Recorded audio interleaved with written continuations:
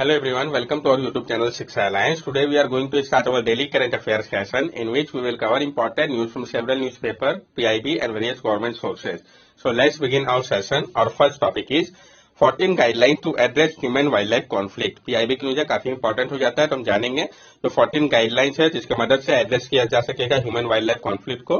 Union ministry for environment forest and climate change release 14 guidelines to address human wildlife conflict. तो किसने release किया इस guidelines को?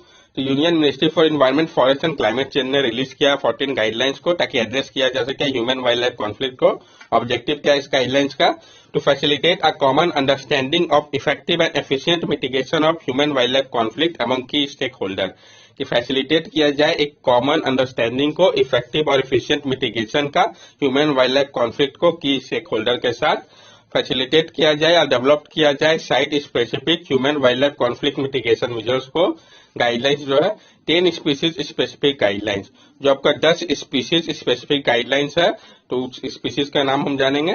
Guidelines for mitigating human elephant, gaur, leopard, snake, crocodile, rhesus macaque, wild pig, bear, blue bull, blackbird conflict. तो जो guidelines है mitigate करने के लिए human elephant, gaur, leopard, snake, crocodile, rhesus macaque, wild pig, bear, blue bull, blackbird conflict को लेकर 4 guidelines on cross cutting issue. 4 guidelines है cross cutting issue को लेकर. तो वो 4 गाइडलाइंस क्या है? Guidelines for cooperation between the forest and media sector in India. Guidelines है कॉपरेशन को लेकर फॉरेस्ट और मीडिया के बीच में भारत में ताकि इफेक्टिव कम्युनिकेशन हो सके ह्यूमन वाइल्डलाइफ कॉन्फ्लिक्ट मिटिगेशन को लेकर. Occupational health and safety in the context of human wildlife conflict mitigation.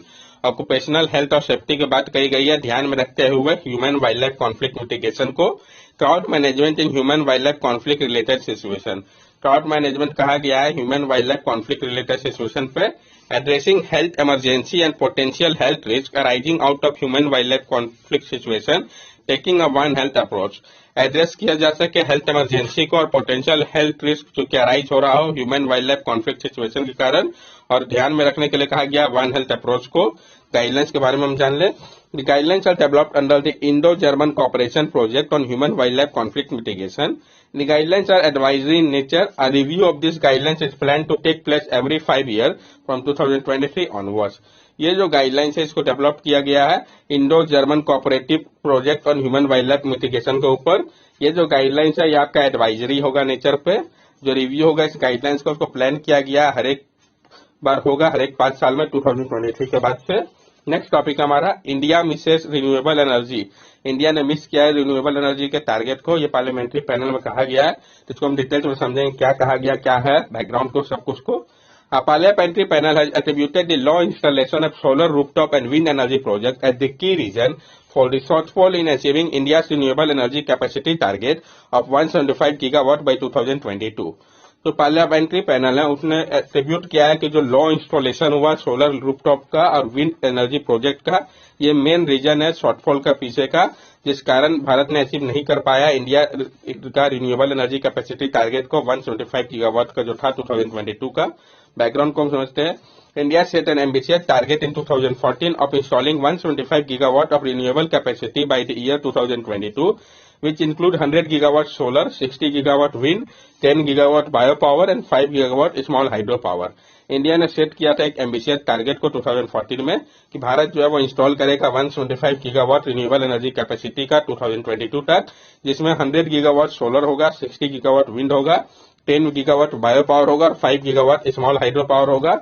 While India has enhanced its promises to renewable energy in the long-term low-carbon development plan presented at the UNFCCC COP27, it appears that the nation will fall short of one of its initial pledge in the renewable energy sector. India ने enhance किया अपने promise को renewable energy को लेकर long term low carbon development plan के लिए, जिसको present किया गया था United nation framework convention on climate change COP27 के दौरान. लेकिन इंडिया जो है वो पीछे हो रहा है. जो इसका एक इनिशियल प्लेस था रिन्यूएबल एनर्जी को लेकर उसमें finding of the parliamentary standing committee on energy. क्या फाइंडिंग है पार्लियामेंट्री स्टैंडिंग कमिटी का एनर्जी को लेकर? Renewable energy capacity of 90 gigawatt, 69% of the overall target has been installed in the country as of December 31, 2022. जो renewable energy capacity है 90 gigawatt का, यानी 69% overall target का इसको इंस्टॉल कर लिया गया था कंट्री के द्वारा दिसंबर 31, 2022 तक। This is a commendable achievement as the renewable energy installed capacity has increase by more than 236% since 2014। और ये आपका एक कमेंडेबल अचीवमेंट है, क्योंकि जो रिन्यूएबल एनर्जी कैपेसिटी है इसमें बढ़त देखा गया है 236% का 2014 से अभी तक के बीच में। तो 236% का जंप कम नहीं होता। Whatever shortfall has occurred in achieving the target is because of the low installation of solar rooftop and wind energy project. जो भी जो शॉर्टफॉल देखा गया है जिस कारण अचीव नहीं हो पाया टारगेट का, ये इसलिए हुआ क्योंकि जो इंस्टॉलेशन था लो सोलर रूफटॉप का ये काफी लो हुआ और विंड एनर्जी प्रोजेक्ट का इस कारण ऐसा हो पाया। Against 40 gigawatt only 7.40 gigawatt of rooftop solar project could be install in the country. जो टारगेट था 40 गीगावाट का, सिर्फ 7.40 गीगावाट ही रूफटॉप सोलर प्रोजेक्ट इंस्टॉल हो पाया कंट्री पे। और जो 60 वाट का टारगेट था क्यूमुलेटिव इंस्टॉल कैपेसिटी का विंड पावर का, उसमें भी सिर्फ 41.93 गीगावाट ही अचीव कर पाए हम। Issue responsible for deficient performance under the solar rooftop programme. क्या इश्यू है जो कि रिस्पॉन्सिबल है डेफिशिएंट परफॉर्मेंस के पीछे सोलर रूफटॉप प्रोग्राम का? Non availability of information at the grassroot level. सबसे बड़ा प्रॉब्लम था जो नहीं अचीव कर पाए टारगेट को, अवेलेबिलिटी की कमी थी इंफॉर्मेशन की ग्रासरूट लेवल पे। Lack of awareness about the scheme among the masses. Awareness की कमी थी स्कीम को लेकर मासेस के बीच में। पार्टी ऑफ डिस्कॉम एक्सेट्रा, जो पार्टी ऑफ डिस्कॉम है ये भी एक रीजन था। क्या रिकमेंडेशन दिया गया है? Keeping in view India's commitment to increase it non fossil fuel based energy capacity to 500 gigawatt by 2030, the ministry of new and renewable energy must ramp up its pace of the timely achievement of target. और ध्यान में रखते हुए भारत के commitment को कि increase किया जाए इसके non fossil fuel based energy capacity को 500 गीगावाट तक 2030 तक। Ministry of new and renewable energy ने रैंप अप करने की आवश्यकता है ताकि टाइमली अचीव कर सके वो इस टारगेट को। A strict timeline should be imposed for approval, rejection of application, installation of net meter and inspection of system etc. by the DISCOM। और एक स्ट्रिक्ट टाइमलाइन को इम्पोज करना होगा अप्रूवल के लिए, रिजेक्शन के लिए एप्लीकेशन का, इंस्टॉलेशन करना होगा नेट मीटर का और इंस्पेक्शन करना होगा सिस्टम को डिस्कॉम के द्वारा। As of February 2023, out of 43,171 applications received on the national portal, 18,437 were approved by DISCOM, 3,031 were rejected on technical ground and the rest are pending। और February 2023 तक जो आपका 43,171 एप्लीकेशन जो कि मिला था नेशनल पोर्टल पे, उसमें से 18,437 को अप्रूव कर दिया गया डिस्कॉम के द्वारा, 3,031 को रिजेक्ट कर दिया गया टेक्निकल ग्राउंड पे, और जो बाकी बच गया वो पेंडिंग अभी भी। डिस्कॉम में be incentivised to allay their concern about losing their high paying customer as a result of installation of solar rooftop. और डिस्कॉम को इंसेंटिवाइज करना होगा ताकि वो आगे बढ़े, जो उनका चिंता है उसको लेके, क्योंकि वो जो लॉस कर रहे हैं अपने हाई पेइंग कस्टमर को, जो कि रिजल्ट है इंस्टॉलेशन का सोलर रूफटॉप का। इस कारण जो MNRE है उसको इंक्रीज करना होगा, फंड एब्जॉर्प्शन कैपेसिटी को, और फोकस करना होगा एग्जॉस्टिव यूटिलाइजेशन को लेकर बजटरी एलोकेशन का। यूनियन बजट में 2023-24 में 10,223 करोड़ को एलोकेट किया गया है ministry of new and renewable energy के द्वारा, जो कि इंक्रीज किया गया 45% रिवाइज एस्टीमेट 2023 से, ताकि जो हमारा टारगेट है उसको अचीव किया जा सके। नेक्स्ट टॉपिक है national strategy and road map for medical and wellness tourism. तो पीआईबी के लिए काफी इंपॉर्टेंट है, तो हम जानेंगे जो नेशनल स्ट्रेटेजी और रोड मैप की बात कही गई है मेडिकल और वेलनेस टूरिज्म के लिए। तो एक एम है कि इंप्रूव किया जाए मेडिकल टूरिज्म को कंट्री पे। मिनिस्ट्री ऑफ टूरिज्म ने फॉर्मुलेट किया एक नेशनल स्ट्रेटेजी और रोड मैप को मेडिकल और वेलनेस टूरिज्म का 2022 का। बैकग्राउंड इसका क्या है? तो इंडिया का रैंक जो है वो 10 था मेडिकल टूरिज्म इंडेक्स में 2020-21 में, आउट ऑफ 46 डेस्टिनेशन में वर्ल्ड के मेडिकल टूरिज्म एसोसिएशन के द्वारा इसको बताया गया है। मेडिकल और वेलनेस टूरिज्म में क्या अंतर है? तो मेडिकल टूरिज्म जिसका वैल्यू 60 से 80 बिलियन डॉलर का है ग्लोबली, प्राइमरीली ये एड्रेस करता है पुअर हेल्थ को एंड ऑफ द मार्केट में, जहां पर पेशेंट जो कि ट्रेवल करते हैं अनदर प्लेस में एक स्पेसिफिक मेडिकल ट्रीटमेंट के लिए। जबकि वेलनेस टूरिज्म जिसका बजट जो वैल्यू बताया गया 639 बिलियन डॉलर के इक्विवेलेंट है, जो कि इससे कहीं ज्यादा है। दूसरी तरफ ये अट्रैक्ट करता है वैसे डेस्टिनेशन को जहां पे वेलनेस लाइफस्टाइल को और प्रोएक्टिवली मेंटेन किया जाता है, और ये इंप्रूव करता है उनके हेल्थ और वेलबींग को।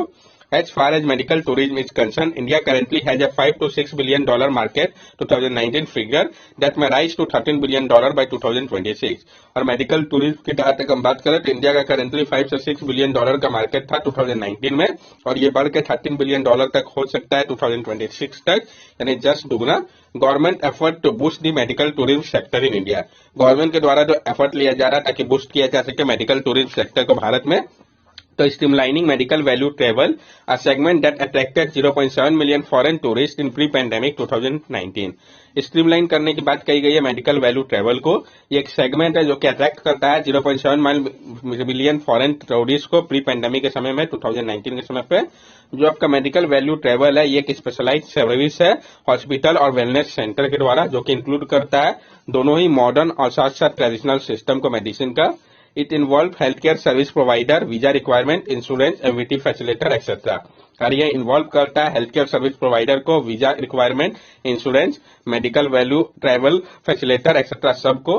National strategy and road map for medical and wellness tourism 2022, जो आपका नेशनल स्ट्रेटेजी या रोड मैप है मेडिकल एंड वेलनेस टूरिज्म 2022 का, जो की पिलर है डेवलपमेंट के लिए मेडिकल टूरिज्म सेक्टर के लिए कंट्री का क्या है। Develop a brand for India as a wellness destination, develop करना होगा एक ब्रांड को भारत के लिए एक वेलनेस डेस्टिनेशन के तौर पे, यानी भारत एक ब्रांड के रूप में उभरना होगा वेलनेस सेंटर के लिए। Strengthen the ecosystem for medical and wellness tourism, मजबूत करना होगा जो इकोसिस्टम है हमारे पास उसको मेडिकल और वेलनेस टूरिज्म के लिए। Enable digitalization by setting up an online medical value travel portal, enable करना होगा डिजिटलाइजेशन को सेटअप करके एक online medical value travel portal को। Enhancement of accessibility for medical value travel, enhance करना होगा एक्सेसिबिलिटी को मेडिकल वैल्यू ट्रेवल के लिए। प्रोमोटिंग वेलनेस टूरिज्म, प्रमोट करना होगा वेलनेस टूरिज्म को। गवर्नेंस एंड इंस्टीट्यूशनल फ्रेमवर्क, जो आपका गवर्नेंस और इंस्टीट्यूशनल फ्रेमवर्क इसको भी हम समझते हैं। Heal in India initiative, ministry of health and family welfare and the ministry of AYUSH have been working with CDAC in the service export promotion council for developing a one step heal in India portal for the promotion of MVT. जो ministry of health and family welfare है, ministry of AYUSH है, ये काम कर रहे हैं एक साथ सीडेक और सर्विस एक्सपोर्ट प्रमोशन काउंसिल के साथ, ताकि डेवलप किया जा सके एक one step heal in India portal को प्रमोट करने के लिए एमवीटी को, मेडिकल वैल्यू ट्रेवल को। Champion service sector scheme, ministry of AYUSH develop a central sector scheme for MVT to incentivize private investor for the establishment of super speciality hospital etcetera. अब ministry of AYUSH जो है वो develop कर रही है central sector scheme को एमवीटी के लिए, मेडिकल वैल्यू ट्रेवल के लिए, ताकि इंसेंटिवाइज किया जा सके जो प्राइवेट इन्वेस्टर है उनको इस्टेब्लिश करने के लिए सुपर स्पेशलिटी हॉस्पिटल को। ई टूरिस्ट वीजा स्कीम, जो आपका ई टूरिस्ट वीजा स्कीम है इसको लिबरलाइज और रिनेम किया गया ई वीजा स्कीम के तौर पर अभी प्रेजेंटली। इसमें जो है ई मेडिकल वीजा और ई मेडिकल अटेंडेंट वीजा और सब कैटेगरी ई वीजा का अवेलेबल होगा।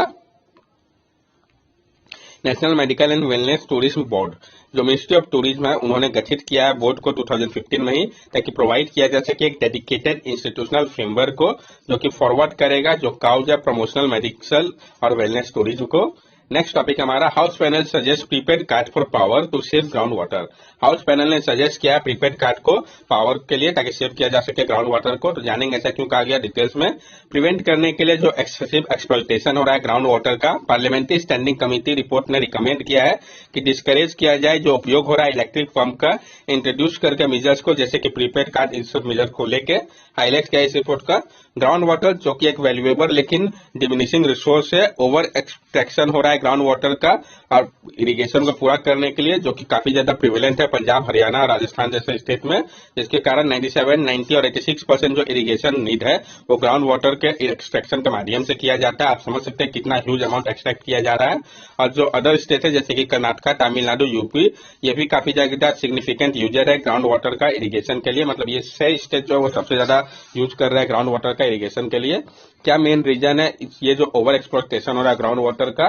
तो बहुत ज्यादा जो कल्टीवेशन है वाटर, गजलर, पैडी और शुगर केन क्रॉप्स का जो होता है, इनको काफी ज्यादा इंसेंटिवाइज किया गया है हाईली सब्सिडाइजिंग प्राइसेस करके वाटर का। इस कारण ऐसा किया जाता है। जैसे कि स्टेट आपका पंजाब, हरियाणा, तेलंगाना, तमिलनाडु है, इनको ऑफर किया जाता है कंप्लीटली फ्री पावर, जबकि अदर कलेक्ट करते हैं टोकन चार्जेस को। चैलेंजेस क्या है? सेंट्रल गवर्नमेंट का जो इनेबिलिटी है परसुएट करने में स्टेट को कि वो रिड्यूस करे व स्टॉप करे सब्सिडी को, पावर जो कि दिया जाता है एग्रीकल्चर सेक्टर को। वाटर क्योंकि स्टेट सब्जेक्ट, इस कारण भी वो नहीं कर पाते हैं। Electricity is a concurrent subject, electricity concurrent subject है जिसमें दोनों का अधिकार है नियम बनाने का। State electricity regulator commission determine the electricity tariff for retail supply to end consumer under the extent provision of electricity act 2003। और जो स्टेट इलेक्ट्रिसिटी रेगुलेटरी कमीशन है ये डिटरमाइन करता है इलेक्ट्रिसिटी टैरिफ को रिटेल सप्लाई के लिए एंड कंज्यूमर तक के लिए, जो एक्सटेंट प्रोविजन है इलेक्ट्रिसिटी एक्ट 2003 के कारण। रिकमेंडेशन क्या दिया गया इस कमिटी द्वारा? Devising integrated measure for adoption in agriculture, आवश्यकता है कि इंटीग्रेटेड मेजर्स को एडॉप्ट करने की एग्रीकल्चर के लिए। Introduction of prepaid card for power supply, restricting it for a few hours in the day etcetera. Introduce करना होगा प्रीपेड कार्ड को पावर सप्लाई के लिए और रिस्ट्रिक्ट करना होगा इसको फ्यू आवर्स के लिए डे के समय पे। Need for shift in focus from land productivity to water productivity, shift करना होगा फोकस को लैंड प्रोडक्टिविटी के साथ साथ वाटर प्रोडक्टिविटी के ऊपर, ताकि जो प्रोडक्शन पर क्यूबिक मीटर ऑफ वाटर उस पर फोकस किया जा सके। मिनिस्ट्री ऑफ जल शक्ति को काम करना होगा पॉलिसी को इंश्योर करने के लिए जुडिशियल वाटर का, रिड्यूस करना होगा जो डिपेंडेंस है ग्राउंड वाटर के ऊपर, और साथ साथ जो फुटप्रिंट है एग्रीकल्चर का वो ग्राउंड वाटर के ऊपर इंगेज करके एग्रीकल्चर मिनिस्ट्री के साथ।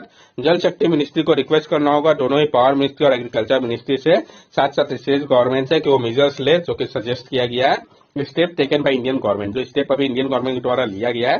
जैसे कि आपका अटल भूजल योजना हो गया, ये ग्राउंड वाटर मैनेजमेंट स्कीम है जिसको लॉन्च किया गया था 2019 में। तो ये क्या है, कब लॉन्च किया गया था, इंपॉर्टेंट है। जल शक्ति अभियान जिसको 2019 में लॉन्च किया गया था, इसको लॉन्च किया गया था 256 वाटर स्टेट डिस्ट्रिक्ट में कंट्री के, ताकि इंप्रूव किया जा सके वाटर अवेलेबिलिटी को, जिसमें कि ग्राउंड वाटर कंडीशन भी आता है इस एरिया का। Aquifer mapping and management programme etcetera हो गया आपका। जो बेस्ट प्रैक्टिसेस की अगर हम बात करें तो पंजाब गवर्नमेंट ने इंट्रोड्यूस किया एक स्कीम को जो कि रिफंड करेगा मनी को फार्मर्स को अगर वो कंज्यूम करे लेट इलेक्ट्रिसिटी को। तो दीनदयाल उपाध्याय ग्राम ज्योति योजना जो है मिनिस्ट्री ऑफ पावर का, इसमें सेपरेट कंपोनेंट है एग्रीकल्चर और नॉन एग्रीकल्चर फीडर्स के लिए, फैसिलिटेट कर रहा है ये जुडिशियस रोस्टरिंग को सप्लाई का एग्रीकल्चर और नॉन एग्रीकल्चर कंज्यूमर के लिए रूरल एरिया पे। That's all for daily current affair session. अगर आपको हमारी वीडियो अच्छी लगी हो तो हमारे चैनल सब्सक्राइब करें, हमारे वीडियो को लाइक करें और ज्यादा से ज्यादा शेयर करें।